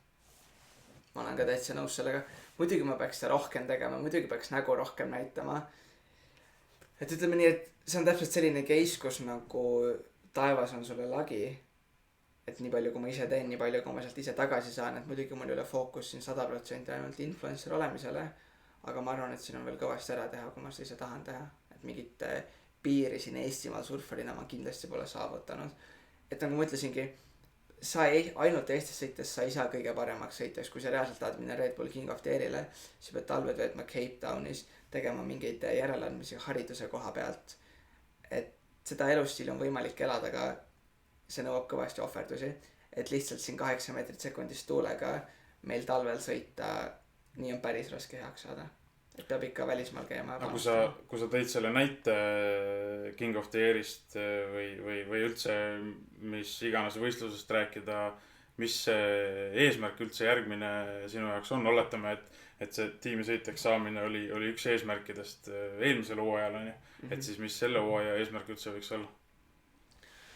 No kindlasti üks eesmärkidest on see, et tagasi on tulemas Eesti Big Airi tuur. Ma ei tea, kui paljud teavad, kui paljud ei tea. Et see aasta tahetakse teha siis Eesti Big Airi meistrivõistlused mitmeetapilised. Eelmine hooaeg oli siis Kaku Big Air Eesti meistrivõistlused Big Airis ja see oli kõik. Nüüd on mitu etappi ja kindlasti sealt tulla esikolmikus välja. Et kindlasti Kaimar on seal päris hea konkurent, mõned Saare poisid ja et selle tuuril hästi aktiivselt osaleda. Sest et just ma tunnen ennast hästi mugavalt siin meie tingimustes ja kusjuures kui ma arvan, et kui need välismaa head sõitjad tuua siia meie tingimustesse, siis kindlasti neil on ka uus väljakutse see, sest et nagu Karl ütles, et kuidas see tuul Cape Townis oli. Cape Townis ma tundsin ennast kordades enesekindlamalt selges luubist alla tulles, siis ma teadsin, et see tuul püüab. Eestimaal lihtsalt see riskifaktor on nii palju suurem ja meie sõidustiil on ka natukene sellega kohanenud. Et Eesti võistlused kaasa teha kindlasti. Eks kindlasti see mõnevõrra ootamatu tuul annab muidugi ka sinna selle adrenaliini laksu võib-olla, mida see stabiilne, kindel mugavustsoon ei anna, et eks see on omad plussid ja miinused nagu igal asjal. Aga kas sa nagu oled mõelnud ka näiteks, sest noh, me teame või noh, paljud meist kindlasti teavad, et sa oled ka postitanud neid entry videosid vist nii Red Bull King of the Airile kui ka Megaloop Challenge'ile. Et kas see nagu tahad sa sinna ilmselt meelde ikkagi siis kunagi jõuda, on ju? Kindlasti. Aga et sinna tasemele jõuda ongi just see, et sa pead välismaal aega veetma ja selliseid nagu panuseid sinna just tegema. Et isegi kui sa saaksid Eestis sõita 24/7, siis sa tõenäoliselt ikka ei saa seda tugeva tule vormi, mida näiteks Hollandi poisid saavad. Et kindlasti kunagi ülikooli kõrvalt on plaani aega veeta välismaal ja seal just saada seda kõva tuule kogemust ja seda Big Airi kogemust. Et ma kujutan ette, et freestyle'is on võimalik Eestis päris heaks saada. See muidugi ei ole seda ühtlast tuult, mis kuskil Brasiilias on, kus tulevad topid. Aga ausalt öeldes see freestyle asi mind ei huvita ka nii palju. Et natuke sellises keerulises olukorras, et süda ütleb Big Air, aga ilm ütleb, et mine foili. Et selle vahel tuleb kindlasti see õige balanss leida. Aga ikkagi ma arvan, et võiks välismaa võistlustel käia siin lähiaastate jooksul ja võimalikult palju aega nagu tuulistes kohtades veeta. Et Holland on näiteks kõige lähem selline tõesti hea tuuline koht, kus ma arvan, et on võimalik aega veeta järgmistel aastatel. Ma ise isegi mõtlesin selle peale, ma ka praegu käin koolis ja magistris ja oli võimalus siin minna enne seda meie kriisi Leidenisse ülikooli, nüüd see küll kukkus ära, aga noh, isegi sellepärast ma natuke vaatasin seda ülikooli sinna, et noh, Leiden on nagu kohe seal põhispotide juures ja et nad kõik räägivad, et seal ikka nagu tuult antakse nagu kahe käega kogu aeg, et Taani vist pidi ka teine hea koht olema. Taani on ka päris hea ja kuigi nad vist seal nii, miks just see Holland on hästi hea, et seal ei ole niivõrd just see nagu spoti põhine, vaid seal ongi see pikk rannik, kus suht igal pool puhub. Versus Taanis on ikkagi need seal omad sopid ja mingid käärud ja asjad, kus käiks seal mingi linna sees on üks see flati spot Kopenhaagenis, kus Nikil on need mingid board-off'i videod. Et Taani puhul on just vist olulisem see, kus sa oled, versus Hollandil on olulisem see, et sa üldse oleksid. Aga sa ise siis mõtledki, et näiteks minna aastaks või 2 vahetusõppiliseks sinna või täitsa sinna? Praegused ma ütleme nii, et ma olen praegu lõpetan 12. klassi, tegelen siin vaikselt ülikooli valikuga, et mul selle aasta alguses oli mõte, et minna täitsa kohe Hollandisse siis bakalaureus tegema. Küll aga ütleme nii, et see ei tulnud päris välja, aga ma arvan, et ja ma isegi ausalt ei teaks, kas ma tahaksin sinna nagu nii pikaks minna, sest esiteks on nagu päris suur finantsiline kohustus ja võib-olla isegi Eestis saaks võib-olla õppimisel natuke rohkem keskenduda, aga kindlasti on plaanis kas siis magister või siis teha kas vahetus näiteks perioode kuskil välismaal tuulistes kohtades, et see on kindlasti siuke võimalus, mida ma üritan järgmiste aastate jooksul ära ära kasutada. No me igal juhul hoiame sulle väga pöialt, et siit nagu sina ja tegelikult kõik need meie noored siin, kes peale tulevad, et tegelikult Eesti on minu arust vähemalt täiesti võimalik Eesti noored võivad tõusta nagu maailma tippudeks täiesti vabalt, kui neil nagu seda soovi on. See on hästi positiivne tegelikult, et meil on olemas siin see lohesurfi infrastruktuur, mis tegelikult toetab seda. Ongi samamoodi Madis, kes viitsib tegeleda, kellele pakub huvi, kes on nõus siin toetama, samamoodi on ju Andres, tänu kellele see surfiklubi siin üldse on. Meil on Kakumäel need klubid, et tegelikult infrastruktuur on meil siin hästi ja rannad inimesed on motiveeritud, et kui on selline sõitja, kellel on oma poolt motivatsioon ja ka kodust motivatsioon, siis ma olen täiesti nõus sinuga. Üleüldse on tore viimastel aastatel näha, või see on siis palju ka minu kätetöö, et meil neid noori on ikkagi juurde tulnud, et ma isiklikult olen täitsa süke 4-5 sõpra tõmmanud ka lohetama, kes on ka minu vanused ja teevad seda üsna aktiivselt. Et kui ma tulin, siis ma oskan nimetada 2 minu vanust lohetajat ja nemad ka enam ei surfa. Et tore on näha, et see trend on nagu minu meelest õiges suunas liikumas. Aga kas lihtsalt huvi pärast mõtlen, et kas on, kuna sa ütlesid, et sa ikkagi, me teame kõik, et sa oledki postitad väga palju sotsiaalmeedias, kas on olnud nagu selline olukord sul ka, et mõni täiesti random inimene või siuke pigem nagu teretuttav tuleb juurde ja ütleb, et Eerik, et kuidas sa teed jumala ägedat asja, et ma olen su videos näinud, et ma tahaks ka proovida või et sina oled nagu olnud see, kes on mind inspireerinud nagu surfi juurde tulema. Muidugi on. Aga eelkõige ikkagi et need on minu sõbrad, kes on niimoodi olnud. Või sellised teretuttavad just ikkagi minu vanused. Et mõned mu vanemate tuttavad on tahtnud koolitusele tulla. Aga ma ei oska kedagi nagu päris võõrast öelda, kes just minu Insta põhjal või Facebooki põhjal on tulnud. Aga ma arvan, mul on kindlasti sõpru, kes ilma minuta ei oleks hakanud surfama ja nüüd nad surfavad. Ja ilmselt on neid varjatud kujul ka neid inimesi, kelle puhul lihtsalt ei tea, et nad on saanud Eerikust inspiratsiooni. Sest tegelikult ju mina ja Madis ja Kaimar, me ikkagi teeme neid videosid ja koos ja tegelikult Noworki sotsiaalkanalid on ka suhteliselt aktiivsed. Et see võib alati olla olnud see süke väike viimane lükke, et inimesed sinna lohesurfini viia. Et inimesed ju ikkagi koguvad aastaste jõudu. Et väga vähe on inimesi, kellel on võimalusi kas või lihtsalt, et ma nüüd hakkan homme surfama, ostan kõik need varustused. Tihti kui inimesed käivad koolitusel suvel, siis ikkagi arvatakse ja öeldakse seda, et ma nüüd olen umbes 3 aastat kogunud ja nüüd ma olen valmis ja ma olen videosid vaadanud ja olen selle enda jaoks nagu paika mõtisklenud. Et see on ikkagi hästi paljudel pikk protsess see lohesurfi juurde tulemine. Ja ma arvan, et see varustuse hinnabarjäär on just ka see, mis on noortele selle sisenemise hästi keeruliseks teinud. Muidugi mida rohkem meil nüüd varustus tuleb teisejärgulisele turule, seda lihtsamaks see läheb, sest et nüüd juba on varustus väga heal tasemel ja viimastel aastatel ta pole nagu liiga palju arenenud. Perioodis, kui ma nüüd mõtlen, et 10 aastat tagasi iga aastaga varustus läks ju nagu aina paremaks. Et ma usun, et kliima läheb aina paremaks inimestele, et siis siseneda lohesurfi. Jah, ja see, nagu sa tõid välja selle koduse toe, et nendel noortel peavad vanemad ka olema valmis toetama nii moraalselt kui finantsiaalselt seda, kui nad näevad, et see paneb sellel noorel silmad põlema. Absoluutselt, et kahjuks see valmisolek peab olema, et seda kindlasti peab ka toetama. Et kahjuks lohesurfiks on vaja rohkem asju kui ainult ujumispükse, prille või jalgpallipuutsasid. Aga see on selle spordi eripära ja mõne ilmaga ka selle võlu. Räägime vahepeal natukene ka surfireisidest ja spotidest, alustame spotidest. Eesti, parim spot, kus sõita? Mitu vastust või 1 vastus? No sa võid tulistada palju tuleb, aga teeks top 3 näiteks. No ma ütlen, et esimesel korral on siis selline vastuoluline arvamus, mida siis ma arvan peaaegu, et mitte keegi ei kiida heaks, on lõunatuulega Püünsi. See on reaalselt, ma arvan, mu lemmikspot Tallinnas, kui see töötab, aga see töötab aastas mingi 3 korda. Ehk siis kui see saar on õigesti väljas ja lõunatuul on seal isegi suht okei kvaliteediga, saad sõita selle saarega või selle maaribaaga täiesti paralleelselt. Seal on peegelflat ja seal peal on lihtsalt nii hea luupida, sest sa saad maanduda flati peale ja poppida flati pealt. Siis muidugi spot, mis rohkem töötab, on Väänajõesuu ja ma arvan, et mu lemmiksessid on ka Väänajõesuus olnud. Ja siis 3. ma arvan, ma paneksingi Koovi.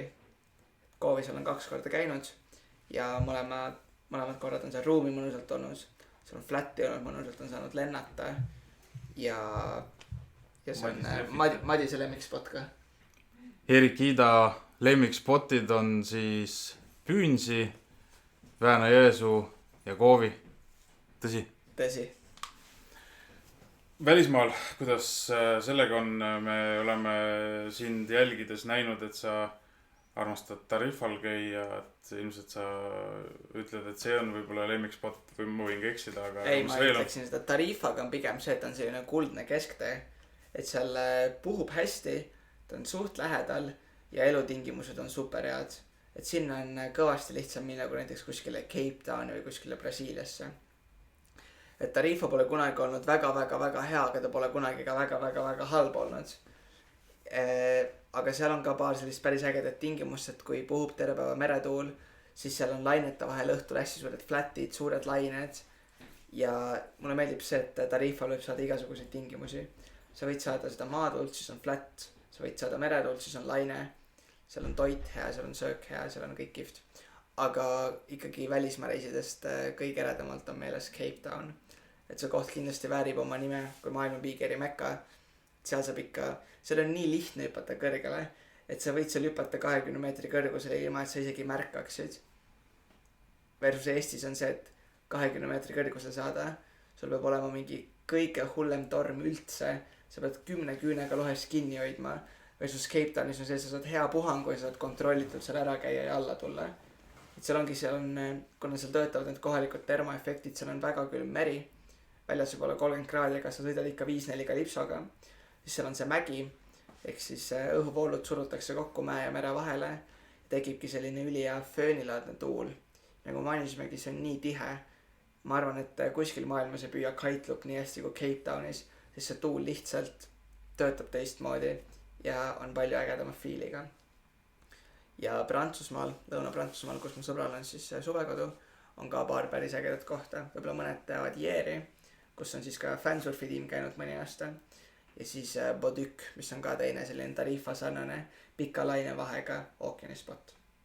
Aga ikkagi Cape Town läheb sinna poodiumi tippu. Tarifa puhul sa mainisid head sööki ja logistilist mugavust, et kui oluline sulle üldse on välismaal reisimas, surfireisil käies see, et lisaks surfile oleks võimalik seal ka võib-olla vaadata kohalikku elu ja nautida toitu ja kohalikke inimesi? Kindlasti mulle väga meeldib see, just näiteks üks põhjus, miks mind Brasiilia ei tõmba, on see, et ta on kuidagi siuke, no ma pole seal muidugi koha peal käinud, et ma ei tea otseselt, aga ta on ka siukse kolmanda maailma vibe'i natukene jätnud. Ja just mulle meeldibki Tarifa puhul see, et sa saad mingisse ägedasse kohta minna hommikut sööma, siis seda me pole muidugi veel teinud, aga et järgmine päev Marokosse minna, siis seal on need ilusad mäed, seal on ägedad maanteed, seal on intelligentsed inimesed elavad seal koha peal. Et see pole minu jaoks väga oluline, aga mulle kindlasti meeldib hästi süüa ja kes heas kohas magada ja aga nagu ma ütlen, ma ei ole veel käinud kuskil kolmanda maailma kohtades väga surfamas ja Cape Town oli ka üllatavalt tsiviliseeritud ja ei olnud seal mingit vargusi ja vägivalda, mida meie oleksime näinud, see kindlasti on seal, aga Cape Town oli ka selles mõttes hästi positiivne üllatus, et oli ikkagi just see Bluebergi osa, kus seal surfarid on ja kus need rannad on, oli nagu täiesti esimese maailma paik ja toit oli ja restoranid ja äge majutus. Räägid tsiviliseeritud kohtadest ja spottidest, kus on tihti ka surfiklubid. Oled ka ise surfi- ja rannaklubides töötanud, et mis lood sellega seotud on ja kui palju see on sulle juurde andnud nii-öelda võimalust õppida? Et suvel ma olen rannas siis koolitanud 2 suve järjest, Kakkumäe rannas. Eelmine aasta tegin IKO paberid ka endale, koolitamispaberid. Et see on selline 2 otsaga asi. Tihti on see, et sa koolitad nagu heade ilmadega, nii et sul jääb ise võib-olla natukene sõitmata, aga samas sellisel tasemel, nagu ma juba praegu olen ja naudin Big Airi eelkõige, siis 15+ meetrit sekundis tuulega sa niikuinii ei saaks koolitada. Nii et tegelikult see mind enam ei häiri. Kunagi oli see, et kui puhus 7 meetrit sekundis tuul, siis mul oli juba nagu raske koolitada ja raske nii-öelda rannatööd teha. Et nüüd ma olen sellest lahti saanud, eriti kui nüüd viimase aastaga on ka foil tulnud juurde. see tähendab seda, et isegi kui sa lõpetad töö seal klubis näiteks kell 7, näiteks kell 9, siis nii palju, kui sul on päikseloojangut ja õige tuulesuund, siis sa saad ikkagi surfata. et otseselt surfinelga ei ole sellega olnud, küll aga on kindlasti see, et mul on rohkem põhjust nagu rannas olla. et kui ma juba lähen koolitama, siis ma võin samast ise sõita ka. et eks see on siuke kahe otsaga asi, kõigile see kindlasti ei sobiks, aga selle tulemusena sa kindlasti oled nagu parem surfar lõpuks. Koolitamisest rääkides oleks mul põnev küsida, et miks mõni algaja, kes võib-olla alles otsib endale head koolitajat või keegi, kes üldse alles vaatab esimest korda meie saadet ja tutvub lihtsalt lohesurfiga, et miks ta võiks sind koolitajaks valida? Ma arvan, et miks ma olen hea koolitaja on see, et ma ei ole ainult koolitaja, vaid ma olen ka läbi ja lõhki nagu lohesurfar. Ma sõidan erinevate laudadega, ma olen käinud reisidel, ma oskan nii palju rohkem rääkida, kui teha ainult veestarti või kuidas just selle brändi Quick Release kokku käib. Et lisaks sellele ongi, et ma koolitan ära ja siis ma ise surfan veel edasi. Ja tegelikult nii meeletult tore on näha, kui sinu kõrval surfab keegi, kelle sa oled ise õpetanud sõitma. Madis on ka samamoodi öelnud, et kõige suurem rõõm tegelikult ei ole mitte see, et sa saad nii-öelda rannas töötada, vaid on just see, kui see õpilane saab püsti ja ta sai selle sama tunde, mille sina said võib-olla 5, 10 või 15 aastat tagasi. Et selle tunde edasi andmine on see, mis mulle just hästi meeldib ja miks ma seda teen. Jah, ja saad hiljem teda kaasata kommuuni ja temaga rannas suhelda. Absoluutselt, et kui ta küsib mult 6 kuu pärast nagu Karl, et kuidas ma teen landing loopi, siis ma ei jää talle vastuse võlgu. Et ma arvan, et mõned jääksid vastuse võlgu. See on jah nagu hea point, et see nagu, see on, ma tunnen ka seda, et see nagu edasi andmine, et kas või siin viimased korrad, kui me käisime sinuga Pärnus ja nüüd täna ma tulin just Neeme just, et see nagu tunne, mis sa saad seal sõites, see nagu naeratus ja see nagu puhas rõõm on see, mida sa nagu tahaks kõigiga sellel hetkel maailmas jagada, et see on, et palun tulge ja võtke minu käest seda ja ma saan täiesti aru. Ma mõtlen siin ka koolitaja paberite tegemise peale, et see, et sina oled aidanud selle inimese selle puhta rõõmu. Et see on see, et sa annad talle nagu selle lohesurfi kingi. See on ta muidugi enda otsus, kas ta võtab varustuse. Tihti ongi inimesel see, et nad läbivad koolituse, neile meeldib see, aga siis see varustuse taha, aga mida Karl tegi minu meelest hästi õigesti, on see, et ta nagu viskus kogu oma massiga sinna lohesurfi ja see on see, kuidas sa tegelikult selle õige alguse saad. Et tihti on see, kes natukene nuusutab, natukene sõidab, aga kui sa pole nagu ennast kordagi veeba nagu mugavalt tundnud, siis sul võib-olla jääbki see kuidagi kripeldama. Et lohesurf on selline asi, et sa kas pühendud sellele või sa ei pühendu sellele, et see vahepealne osa kuidagi, et sellest ei võida ise minu mõnest väga. Jah, mina võtsin ka kohe eesmärgiks endale selle, et ma lihtsalt nüüd hakkan sõitma ja kogu lugu. Et 0-4 ükskõik kuidas ja Andreas koolitas ja Andresega koolitamisest ei olnudki midagi muud oodata, kui lihtsalt nagu õnnelikku inimest ja õnnelikku surfarit. Õnnelikku lõppu, just täpselt. Et aga räägiks sellest õnnelikkuse juures, õnneliku surfari rutiinidest ka, et on mingid kindlad asjad ka, mida sa enne või pärast surfi teed kindlasti, mis nagu aitavad sind paremate tulemusteni. No kindlasti on see, et kui sa sõidad randa ja puhub hea tuul, siis hype muusika peab olema. See peab sul ikka täiesti käima tõmbama. Mul on eraldi selline playlist Spotify's, kus on siis surfilaulud. Need on siis need, mida ma kuulan kas randa sõites või siis kui ma leian mingi ägeda video või mitte video, vaid laulu, mida siis oma surfi videos ära kasutada, siis lähevad kõik sinna. Enne sõitma minekut paned need käima ja siis sul juba peas lihtsalt ketrab mingi rütm, siuke meeleolu. Et minu meelest siis ei saa kunagi hea sesh olla, kui sa lähed näiteks juba kalipsosse külma kehaga. Et kui sa lähed vette, siis pead olema maksimaalselt energiat täis. Ja just see on see, mida ma sihin enne sõitmist, sööd kõhu täis. Võib-olla mingi väike kohvi või mingi suhkruga söök.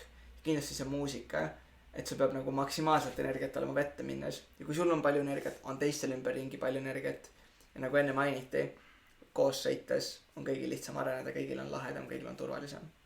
Aga on näiteks mingisugune lugu ka, mis sa nagu ütled, näiteks praegu viimasel nädalal, viimasel kuul, mis on nagu see, et sa selle peale lükkada, siis on hea litt tavaline. Näiteks see sama lugu, mida ma kasutasin oma viimasel Pirita foili videol, et see laul on Diplo On My Mind, mis on siis selline, ma ei tea, drum and bassi laul äkki või?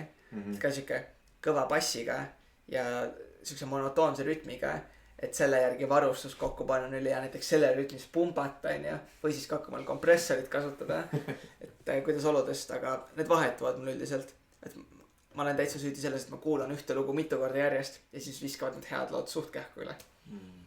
aga muusika ilmselt programmeerib meid ka mingisugusele sellisele tänu oma rütmile mingisugusele sujuvusele ka, mis aitab selle just, et sa oled ka vees tänu sellele hiljem ikkagi kuidagi nagu selle eelneva kuulamise baasilt sujuvam, et seal on kindlasti oma iva olemas.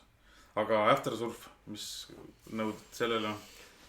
Süüa on nõue kindlasti, sellepärast et kui on hea tuul, siis ma tavaliselt sõidan täiesti ribadeks ennast. Et kui viimane kord oli meil nüüd see Piigeri tuul Kakumäel ja üldse Läänekas, see oli äkki siis laupäeval, see eelmine laupäev, üleelmine laupäev, siis ma tegin 4 erinevat seshi, ma sõitsin vist mingi 3 tundi äkki, aga sellise temperatuuri ja sellise ilmaga väsib palju kiiremini, et ongi seshide vahel vett juua, süüa midagi magusat ja kui on nii hea tuul, siis ma lihtsalt sõidan kuni ma ei jaksa, siis ma sõidan veel natukene, sest Eestis seda head tuult ikkagi saab nii vähe, et kindlasti maksimaalselt nagu vees aega veeta, on see, mis mulle meeldib. Ja selle jaoks ongi tegelikult ju see nii hea Kakumäel just, et sa lähed sinna ja siin props Ilonale. Shoutout Ilonale. Täpselt, et burger, pelmeenid, bataadifriikad, et mitte siin Coca-Cola väike. Et sa tegelikult, see on oluline, et me ei mõtle selle peale võibolla igapäevaselt, kui me surfamas käime, aga et see on palju parem, kui sa surfad sellises kohas, kus sul on see infra olemas, sa saad maha tulla, sa saad võibolla teha väikse pausi, juua vett, juua Coca-Colat, süüa midagi, kui see, et sa lähed kuhugile võsa vahele ja siis seal nii-öelda seda asja on kõik nii palju raskem teha ja sa võibolla ei saa seda nii palju nautida. Absoluutselt, et sellepärast ma tegelikult ka eelistan suveperioodil just Kakumäed Väänale, et talvel ma valin enam-vähem alati Vääna, sest et Väänas on parem laine, natuke puhtam tuul, aga Kakumäele koguneb samas communities ja meil on need surfiklubid seal saab süüa, tuulevarjus chillida, et talvel ei tuleks tegelikult mõttessegi, et sa seshide vahel käid kaldal puhkamas, mul hakkaks küll kohe külm, et suvel on see infra on ikkagi ülioluline. Ja Kakumäel on minu arust see ka üliäge, et seal on nagu 2 klubi, et sa saad tänu fansurfile veel ka alternatiivset toitu vahepeal osta, eks ole, sa saad valida, sul on erinevad sortimendid, et alati on mingisugune toit olemas ja tänu sellele, et on 2 klubi, on ka rohkem inimesi, mis on veel nagu eriti suur pluss. See veel boostib seda sama asja, et mida rohkemate inimestega sa koos sõidad, kuni muidugi mingi piirini, et sa rohkem sa arened ja seda ägedam sul endal on. Et minu meelest mul ei ole Kakumäel enam-vähem kunagi olnud seda, et siin on liiga palju inimesi, et ma ei saa sõita. Et see juba Cape Townis vaikselt tuli, aga Eestis ma pole kunagi kohanud seda liigset rahvamassi. Et ma olen ka täitsa nõus sinuga, et 2 klubi on pigem ikkagi positiivne asi Kakumäel. Jah, sest igal klubil on mingisugune oma kommuun, sinna lisaks tulevad inimesed, kes kommuunis ei ole, aga lõpuks saavad kommuuni osaks. Just lõpuks imbuvad loodetavasti sinna, sulanduvad sinna sisse ja mida rohkem on häid inimesi, seda rohkem on häid surfareid, seda rohkem on head vibe'i. Nii et siin shoutout ka Ristole, nii et ei unusta teisi klubisi ka ära, et just täpselt. Et see on jah tore, kui neid klubisi on rohkem ja aina juurde tuleb. See on päris. Meil on õhkõn lootus saada ka Püünsisse klubi. See pole kindlasti see aasta, aga see lootus on olemas, nii et väike diiser. Võibolla varsti saab Püünsis ka süüa. Jah, see oleks äge. See oleks väga tuus, jah. Räägime sellest tarkuse sõnade osast ka, et Lohelele väga meeldib, et Elevate'i veebis on see Words of Wisdom. Kuidas see täpselt oli, et always help a beginner in need, just could have been new, et kas selle mõtte taga on mingi lugu või? Et põhimõtteliselt, kui ma sain siis Elevate'i rahvusvahelise tiimi liikmeks, siis Robert Prats, sotsiaalmeedia manager, kirjutas mulle ka, et sa saad endale oma selle tiimi profiili, kus on siis 2 pilti sinust, 1 nägu ja 1 siis surfipilt, et palun anna need meile. Ja lisaks andis ta ette seal hunniku küsimusi. need olid umbes, et mis on su lemmik surfispot, sinna ma panin vist, ma ei tea, Väänõ-Jõesuu äkki, mis on su lemmik varustus, sinna ma panin tollel ajal FS ja Master C, milline on su lemmik tuul, panin selle ja siis oli veel viimane küsimus selline, et anna veel oma tarkussõnu, words of wisdom ja siis ma mõtlesin, mis ma panen sinna. Alguses ma mõtlesin, et ära jäta pumpa koju, siis mõtlesin, et see on igav veits, on ju. Siis kindlasti oleks hea see, et alati peale luupi lükka poomi ette, on ju, mis on idee poolest, see on ju word of wisdom. Aga siis ma ikkagi mõtlesin, et kui ma hakkasin lohetama, siis ma reaalselt ma ei teadnud mitte kedagi, kes lohetaks. Ja sellepärast mul läks ka nii kaua aega, et koolitusteni jõuda, enda varustuseni jõuda. Ja mida rohkem, nagu kui me näeme, et näiteks kui ma näeksin praegu, et on siuke 12-aastased poisid lennutavad neid väikseid lohesid rannas, ma kutsuks nad kindlasti vaatama enda varustust, on ju. Mingi küsiks, kuidas neil läheb või kuidagi suunaks neid ja aitaks neid. Ja see ongi see, et igaüks on omas mõttes algaja. Ma olen ka näiteks veivilauaga algaja ja Heleril on mulle ka midagi õpetada või Ivaril näiteks. Ja minu see word of wisdom oligi siis see, et alati aita algajat, et see võid sina olla. See ei tähenda siis seda, et ma nüüd täitsa on algaja, teen veestarte, et ükskõik millises loesuses valdkonnas, et me just toetaksime üksteist rohkem. Ja kui reaalselt ongi kuskil algaja, siis mõtle, et see oleks võinud sina olla. No jah, Lohele kirjutab sellele küll nagu 2 käega täiesti alla, et see on, ongi nii, et sa kõigil meil on olnud see, et lähed randa ja vaatad mingid tüübid teevad, ma ei tea, mis inas. Ülikõvad vennad. Ja siis mõtled, et okei, ma lähen sinna ukerdama ja ma tunnen just veits nagu kahtlaselt, et äkki lähen sõidan eemal veits. Ja tegelikult on just see, et minu arust, ja ma olen seda hästi palju kohanud ka, et ikkagi enamasti kõik lohesurfarid või nagu suurem osa on ikkagi väga sõbralikud, alati aitavad sind, alati annavad nõu, on ju. Siis nad teavad seda tunnet, et sa oled alati olnud ise ka selles samas nii-öelda paadis, kus sa võib-olla teed midagi valesti või tunned, et äkki ma panin liinid valesti ja midagi juhtub lohega ja ta ei lähe õieti üles või midagi eest, et see on alati nagu hea mõelda selle peale, et oled ka kunagi algaja olnud ja tea, et teisil on nagu selles olukorras aidata. Et siis saab kindlasti ka need karma plussid endale kirja, et siis ei lähe su seal kuskil kaugel Väänas mingi liin katki või ei tule selle hea tuuli silmaga sul sträpi kruvi lauasest välja ja et lohesurf töötab salapärastel viisidel, et tasub alati enda kasuks kõik need pöörata.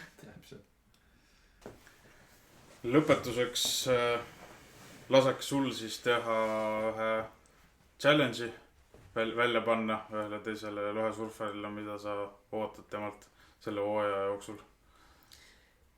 Ma arvan, et challenge läheks Kaimar Hallistele ja see oleks ikkagi Kite-Loop board-off, mis ma arvan, et on siis selle hooaja big-airi trikk, mida mina ja Kaimar hakkame taga ajama. Sest et meil laidback on juba käes, bugi on mul käes, tal enam-vähem käes ja nüüd ongi rohkem rolle lisada ja siis board-offi teha. Siis Kaimarile back või board-off. Äge, palju õnne, Kaimar. Oled korralikus supis? Eks Kaimar tuleb kindlasti toime, et sellepärast sa tema ju valisidki selle challenge'i saajaks. Lohela, keda sa tahaksid näha siin külalisena ja miks? Ma arvan, et kindlasti oleks huvitav Epiku Riksi, Riho Teigarit siin näha. Et tal on, ma arvan, päris huvitavaid lugusid Paape surfiklubist. Kuidas nad selle on üles ehitanud. Siis kuidas ta üldse on Epikuga saanud nii-öelda otsa peale. Kuidas Dimitri Maramonidesega on tuttavaks saanud. Et ta on käinud temaga Kreekas koos päris palju sõitmas. Ja võib-olla Siim Susi oleks ka huvitav külaline. Et sest Siimul on, ma arvan, tuhinad kõige rohkem. Tal on siuke väga isiklik sõidustiil. Tal on väga palju vigastusi olnud oma karate taustaga. Et võib-olla need 2 külalist oleksidki siis huvitavad. Kuna ma tean, et Kaimar on juba niikuinii tulemas, on ju. No ja kindlasti me kutsume ja ma eeldan, et Kaimar on ka nõus meiega rääkima. Teigar tuleb kindlasti, sest ta kunagi Väänas sõitis mu laua käepidemist üle oma bussiga, nii et Võlksi. Ta on nagu, jah, see saatesse tulemine on vähim, mida sa saab teha. Riho, ole valmis. Ja teine ettepanek, siin ta tuleks juba ise pakuks ennast, nii et see ei ole üldse küsimust. See video oli päris äge, mis ta täna tegi. See, et Nowhere Surf Club annab Blue Beans sulle aru. ma ei tea, kas te vaatasite seda ka? ma vaatasin seda transkriptsiooni, ehk siis ainult teksti osa lugesin läbi. oi, see oli meeletult hea, ma vaatasin seda emaga kodus koos, kõik naersid. seal on paar päris head kilduses, kindlasti vaadake ja kõik saate vaatajad samamoodi. siis mul on midagi, mida nagu täna õhtul vaadata ja naerda väga igal juhul sigav. aga aitäh sulle, Eerik-Ida. aitäh teile kutsumast. et sa selle aja leidsid, et väga, väga põnev oli. ja viimane küsimus. absoluutselt. Kui sul sama see nii-öelda džinni ei laseks välja seda pudelist. ei laseks pudelist välja, okei. no selle peale me ei olegi mõelnud. see on ka hea vastus. ta tuleb ise. küsi küsimus ära, aga muidugi ei unustad ära, mis küsimus on. et küsimus on siis see, et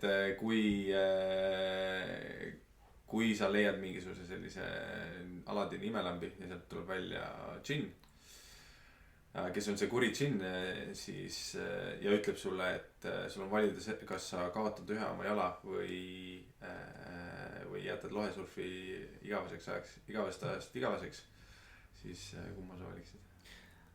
ma arvan, kui ma reaalselt peaks jalast ilma jääma, siis ma ei usu, et isegi bioonilise jalaga on hea lohetada. et ma arvan, ma lihtsalt hakkaksin väga heaks purjelauduriks, sest reaalselt nagu ma kardan oma jalast ilma jääda. olgu see kas siis mingi spordivigastus või midagi sellist, aga nagu ma olen reaalselt mõelnud elus päris palju sellele, kui peaks ühest jäsemest ilma jääma. ja see on nagu väga vastuoluline mõte minu jaoks. pigem jääksin siis, jätaks lohesurfi maha ja hakkaks siis lihtsalt purjelauduriks.